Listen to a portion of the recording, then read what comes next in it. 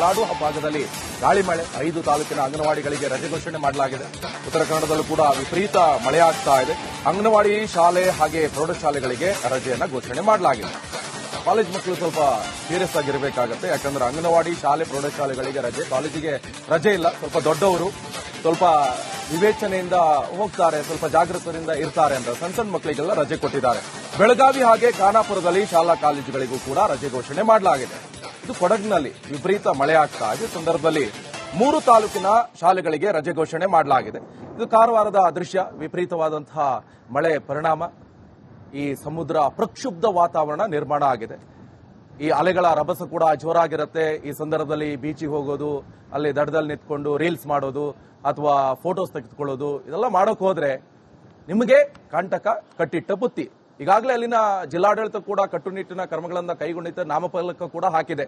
ಅಪಾಯಕಾರಿ ಪ್ಲೇಸ್ಗಳಿಗೆ ಹೋಗಬೇಡಿ, ಸಮುದ್ರ ತೀರಕ್ಕೆ ಹೋಗಬೇಡಿ, ಅಪಾಯದ ಮಟ್ಟ ಮೀರಿ ಹರಿತಾ ಇದೆ.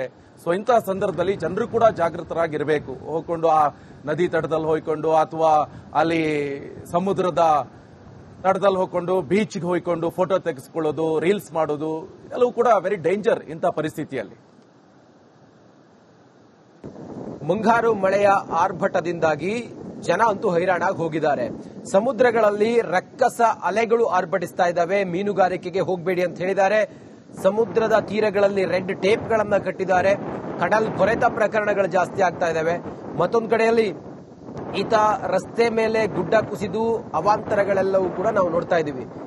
ಏನಾಗಿದೆ ಹಾಗಾದ್ರೆ ಕೊಡಗು ಮತ್ತೆ ಕಾರವಾರ ಈ ಭಾಗದಲ್ಲಿ ಮಳೆಯ ಅವಾಂತರ ಏನು ಎತ್ತ ಅನ್ನೋದ್ರ ಬಗ್ಗೆ ನಮ್ಮ ಇಬ್ಬರು ರಿಪೋರ್ಟರ್ಗಳು ಈಗ ನೇರ ಸಂಪರ್ಕದಲ್ಲಿ ಜಾಯಿನ್ ಆಗಿದ್ದಾರೆ. ಮೊದಲಿಗೆ ಮಡಿಕೇರಿಯಿಂದ ಅನುಕಾರ್ಯಪ್ಪ, ನಮ್ಮ ಎನರ್ಜಿಕ್ ರಿಪೋರ್ಟರ್ ಅನುಕಾರ್ಯಪ್ಪ ನೇರ ಸಂಪರ್ಕದಲ್ಲಿದ್ದಾರೆ. ಹಾಗೆ ನಮ್ಮ ಕಾರವಾರದಿಂದ ಉತ್ತರ ಕನ್ನಡ ಜಿಲ್ಲೆಯಿಂದ ನಮ್ಮ ಪ್ರತಿನಿಧಿ ಶೇಷಗಿರಿ ಮುಂಡಳ್ಳಿ ಕೂಡ ನಮ್ಮ ಜೊತೆ ಈಗ ನೇರ ಸಂಪರ್ಕದಲ್ಲಿದ್ದಾರೆ. ನಾನು ಮೊದಲು ಮಡಿಕೇರಿಯ ಅನುಕಾರ್ಯಪ್ಪ ಅವ್ರನ್ನ ಮಾತಾಡ್ತೀನಿ. ಅನುಕಾರ್ಯಪ್ಪ, ಮಡಿಕೇರಿಯಲ್ಲಿ ಹೇಗಿದೆ ಮಳೆ?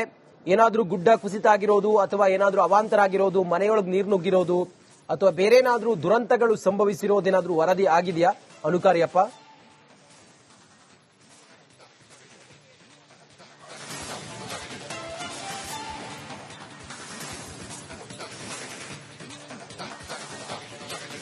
ರಂಜಿತ್, ಈ ಕೊಡಗು ಜಿಲ್ಲೆಯಾದ್ಯಂತ ಕಳೆದ 2 ದಿವಸಗಳಿಂದ ಮತ್ತೆ ಮಳೆಯ ಒಂದು ಅಬ್ಬರ ಮುಂದುವರೆದಿದೆ ಅಂತ ಹೇಳ್ಬೋದು. ಆದ್ರಿಂದ ಮಳೆ ಹೆಚ್ಚಾಗಿದ ಕಾರಣ ಇವತ್ತು ಕೊಡಗಿನ 3 ತಾಲೂಕುಗಳ ಶಾಲೆಗಳಿಗೆ ರಜೆ ಘೋಷಣೆ ಮಾಡಲಾಗಿದೆ. ಮಡಿಕೇರಿ, ಸೋಮವಾರಪೇಟೆ, ಪೊನ್ನಂಪೇಟೆ ಈ 3 ತಾಲೂಕಿನ ಪ್ರಾಥಮಿಕ ಪ್ರೌಢಶಾಲೆಗಳಿಗೆ ರಜೆ ಘೋಷಣೆ ಮಾಡಿರುವಂತದ್ದು. ಮತ್ತೆ ಮುನ್ನೆಚ್ಚರಿಕೆಯಾಗಿ ಪಿಯುಡಿಡಿ ಏನಿದ್ದಾರೆ ಅವರು ಎಲ್ಲಾ ಪದವಿ ಪೂರ್ವ ಕಾಲೇಜುಗಳಿಗೆ ರಜೆ ಘೋಷಣೆ ಮಾಡಿದ್ದಾರೆ. ಅಂದ್ರೆ ಇವತ್ತು ಬೆಳಿಗ್ಗೆ ಮಳೆ ಹೆಚ್ಚಾಗಿದ್ದ ಕಾರಣ ಇವತ್ತು ಬೆಳಿಗ್ಗೆ ರಜೆ ಘೋಷಣೆ ಮಾಡಿರುವಂತದ್ದು. ಇವತ್ತು ಬೆಳಿಗ್ಗೆ ರಜೆ ಘೋಷಣೆ ಮಾಡಿದ್ದಕ್ಕೆ ಪೋಷಕರಿಂದ ಸಾಕಷ್ಟು ಆಕ್ಷೇಪ ಕೂಡ ವ್ಯಕ್ತವಾಗ್ತಿದೆ. ಅಂದ್ರೆ ಸಾಕಷ್ಟು ವಿದ್ಯಾರ್ಥಿಗಳು ಈಗಾಗಲೇ ಹೊರಟು ಹೋಗಿದ್ದಾರೆ. ಈಗ ಬೆಳಿಗ್ಗೆ ಯಾಕೆ ರಜೆ ಘೋಷಣೆ ಮಾಡಿದ್ರು ಅಂತ ಹೇಳಿ. ಆದ್ರೆ ಸಂಜೆ ಮಳೆ ಕಡಿಮೆ ಇತ್ತು, ಬೆಳಿಗ್ಗೆ ಮಳೆ ಹೆಚ್ಚಾದಾಗ ರಜೆ ಘೋಷಣೆ ಮಾಡಲೇಬೇಕಾಗಿದೆ, ಅದರಿಂದ ಘೋಷಣೆ ಮಾಡಿದ್ದೀವಿ ಅಂತ ಹೇಳುವಂತದ್ದು ಶಿಕ್ಷಣಾಧಿಕಾರಿಗಳು ಒಂದು ಸ್ಪಷ್ಟನೆಯನ್ನು ಕೂಡ ನೀಡಿದ್ದಾರೆ. ಇದು ಕಳೆದ ವರ್ಷಕ್ಕೆ ಹೋಲಿಕೆ ಮಾಡಿದರೆ ಕೊಡಗು ಜಿಲ್ಲೆಯಲ್ಲಿ ಈ ಬಾರಿ ಅತಿ ಹೆಚ್ಚು ಮಳೆಯಾಗಿದೆ. ಅಂದ್ರೆ ಕಳೆದ ವರ್ಷ ಇದೇ ಅವಧಿಗೆ ಜನವರಿಯಿಂದ ಕೇವಲ 560 ಮಿಲಿಮೀಟರ್ ಮಳೆಯಾಗಿತ್ತು. ಆದರೆ ಈ ಬಾರಿ ಜನವರಿಯಿಂದ ಇಲ್ಲಿವರೆಗೆ 1174 ಮಿಲಿಮೀಟರ್ ಮಳೆ ಬಿದ್ದಿದೆ. ಅಂದ್ರೆ ಎರಡು ಪಟ್ಟು ಮಳೆ ಈ ವರ್ಷ ಆಗಿರುವಂತದ್ದು. ಆದ್ರೆ ಬಿಟ್ಟು ಬಿಟ್ಟು ಮಳೆ ಆಗಿರೋದ್ರಿಂದ ಯಾವುದೇ ಅಂತಹ ಅನಾಹುತ ಕೊಡಗು ಜಿಲ್ಲೆ ನಡೆದಿಲ್ಲ. ಅಂದ್ರೆ ಮುಂಗಾರು ಪೂರ್ವ ಮಳೆ ಏನಾಗಿತ್ತು ಮೇ ತಿಂಗಳಲ್ಲಿ, ನಂತರ ಒಂದು ವಾರ ಬಿಡುವು ಕೊಟ್ಟಿತ್ತು, ನಂತರ ಜೂನ್ ತಿಂಗಳಲ್ಲಿ ಮಳೆ ಆರಂಭವಾಯಿತು, ನಂತರ 1 ವಾರ ಬಿಡುವು ಇತ್ತು, ಈಗ ಮತ್ತೆ 3ನೇ ಬಾರಿಗೆ ಮಳೆ ಆರಂಭವಾಗಿರುವಂತದ್ದು. ಅದರಿಂದ ಇದುವರೆಗೆ ಅಂತಹ ಅನಾಹುತಗಳು ಏನು ನಡೆದಿಲ್ಲ. ಅಲ್ಲಲ್ಲಿ ಮರ ಬಿದ್ದು ಈ ಹಿಂದೆ 2 ಮೃತಪಟ್ಟಿದ್ರು, ಅದು ಬಿಟ್ಟರೆ ಬೇರೆ ಯಾವುದೇ ಅನಾಹುತ ಆಗಿಲ್ಲ. ರಂಜಿತ್, ಓಕೆ, ಹಂಗೆ ಲೈನಲ್ಲಿರಿ ಅನುಕಾರ್ಯಪ್ಪ. ಹಾಗೆ ಶೇಷಗಿರಿ ಮುಂಡಳ್ಳಿ ಕೂಡ ಇದ್ದಾರೆ ನೇರ ಸಂಪರ್ಕದಲ್ಲಿ. ಶೇಷಗಿರಿ, ಕಡಲ್ ಕೊರೆತ ಪ್ರಕರಣಗಳು ಅಥವಾ ಬೇರೇನಾದ್ರೂ ಗುಡ್ಡ ಕುಸಿತ ಪ್ರಕರಣ ಮತ್ತೆ ನಿರಂತರವಾಗಿ ಮಳೆಯಿಂದಾಗಿ ಮನೆ ಬಿದ್ದು ಏನಾದ್ರೂ ಹಾನಿ, ಈ ರೀತಿ ಏನಾದ್ರೂ ಘಟನೆಗಳು ಸಂಭವಿಸಿದೆಯಾ? ಮಳೆ ಈಗ ಹೇಗಿದೆ ಕಾರವಾರ ಆ ಭಾಗದಲ್ಲೆಲ್ಲ? ಶೇಷಗಿರಿ,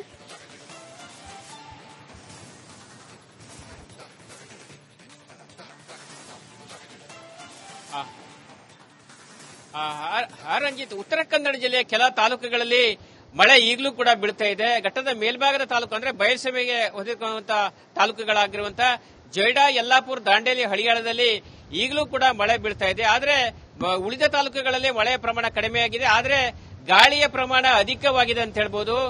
ಪರಿಣಾಮವಾಗಿ ಕಡಲ ತೀರದಲ್ಲೂ ಕೂಡ ಒಂದು ರೀತಿ ಆತಂಕದ ವಾತಾವರಣ ಕೂಡ ಇದೆ. ಯಾಕಂತ ಹೇಳಿದ್ರೆ ಕಳೆದ 3-4 ದಿನಗಳಿಂದ ಭಾರಿ ಪ್ರಮಾಣದ ಗಾಳಿ ಬೀಸ್ತಾ ಇರೋದ್ರಿಂದ ಅಲೆಗಳ ಅಬ್ಬರ ಜಾಸ್ತಿ ಆಗಿದೆ. ನಾನೀಗ ಕಡಲನ್ನ ತೋರಿಸುವ ಒಂದು ಪ್ರಯತ್ನವನ್ನ ಕೂಡ ಮಾಡ್ತಿದ್ದಾರೆ. ರಂಜಿತ್, ನೋಡ್ತಾ ಇರಬಹುದು ಯಾವ ರೀತಿಯಾಗಿ ಕಡಲ ಅಲೆಗಳ ಅಬ್ಬರ ಹೆಚ್ಚಾಗಿರುವ ದೃಶ್ಯವನ್ನು ನಾವು ಗಮನಿಸಬಹುದು. ಯಾಕಂತ ಹೇಳಿದ್ರೆ ಗಾಳಿಯ ವೇಗ ಜಾಸ್ತಿ ಆಗ್ತಿದ್ದಂತೆ ಕಡಲು ಕೂಡ ಪ್ರಕ್ಷುಬ್ಧವಾಗ್ತದೆ. ಈ ಹಿನ್ನೆಲೆಯಲ್ಲಿ ಮಳೆಗಾಲದಲ್ಲಿ ಮೀನುಗಾರಿಕೆ ಕೂಡ ನಿಷೇಧ ಮಾಡಲಾಗುತ್ತೆ. ಆದರೆ ಸಾಂಪ್ರದಾಯಿಕ ಮೀನುಗಾರಿಕೆ ಯಾವುದೇ ಧಕ್ಕೆ ಇಲ್ಲ. ಆದರೆ ಗಾಳಿ ಜಾಸ್ತಿ ಆಗಿರೋದ್ರಿಂದ ಕಡಲ ಅಲೆಗಳು ಕೂಡ ಹೇಳ್ತಾ ಇದೆ, ಆಳೆತ್ತರದ ಎಲೆಗಳು ಕೂಡ ಹೇಳ್ತಾ ಇದೆ. ಅಲೆಗಳು ಕೂಡ ತೀರದ ಒಂದು ಪ್ರದೇಶಕ್ಕೆ ನುಗ್ತಾ ಇರೋದ್ರಿಂದ ತೀರದ ನಿವಾಸಿಗಳ ಆತಂಕ ಕೂಡ ಜಾಸ್ತಿ ಆಗಿದೆ ಅಂತ ಹೇಳ್ಬೋದು. ಅದರಲ್ಲೂ ಕಡಲ ತೀರದಲ್ಲಿ ಇರುವಂತಹ ಮೀನುಗಾರಿಕಾ ತಾತ್ಕಾಲಿಕ ಶೆಡ್ಗಳಿಗೆ ಕೂಡ ಹಾನಿ ಆಗ್ತಿದೆ, ಬಲೆಗಳು ದೋಣಿಗಳಿಗೆ ಕೂಡ ತೊಂದರೆ ಆಗ್ತಾ ಇದೆ. ಆದರೆ ಇವತ್ತು ಅಮಾವಾಸ್ಯೆಯ ದಿನ ಆಗಿರೋದ್ರಿಂದ ಕಡಲದ ಉಬ್ಬರ ಕೂಡ ಜಾಸ್ತಿ ಆಗಿದೆ ಅಂತ ಹೇಳ್ಬೋದು ರಂಜಿತ್. ಯಾಕಂತ ಹೇಳಿದ್ರೆ ಇನ್ನುಳಿದಂತೆ ಬೇರೆ ಬೇರೆ ಕೆಲ ತಾಲೂಕುಗಳಲ್ಲಿ ಅಂದ್ರೆ ಈ ಹಿಂದೆ ಹೇಳಿದ ಹಾಗೆ ಜೊಯ್ಡಾ, ಯಲ್ಲಾಪುರ, ದಾಂಡೇಲಿ, ಹಳಿಯಾಳ ಕಡೆಗಳಲ್ಲಿ ಮಳೆ ಈಗಲೂ ಕೂಡ ಬೀಳ್ತಾ ಇದೆ.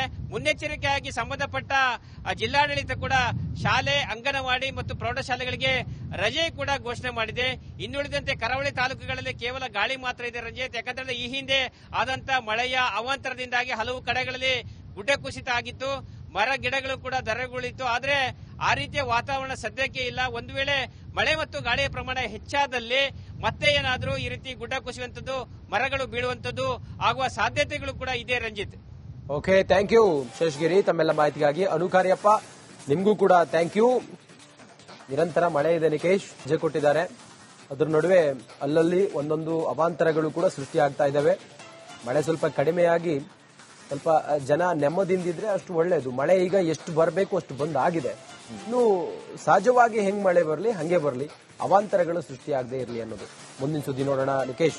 ಬೆಳಗಾವಿ ಜಿಲ್ಲೆಯಲ್ಲಿ ಮಳೆರಾಯನ ಅಬ್ಬರ ಜೋಲಾಡುವ ಭಾಗದಲ್ಲಿ ಗಾಳಿ ಮಳೆ. 5 ತಾಲೂಕಿನ ಅಂಗನವಾಡಿಗಳಿಗೆ ರಜೆ ಘೋಷಣೆ ಮಾಡಲಾಗಿದೆ. ಉತ್ತರ ಕನ್ನಡದಲ್ಲೂ ಕೂಡ ವಿಪರೀತ ಮಳೆಯಾಗ್ತಾ ಇದೆ. ಅಂಗನವಾಡಿ, ಶಾಲೆ ಹಾಗೆ ಪ್ರೌಢಶಾಲೆಗಳಿಗೆ ರಜೆಯನ್ನ ಘೋಷಣೆ ಮಾಡಲಾಗಿದೆ.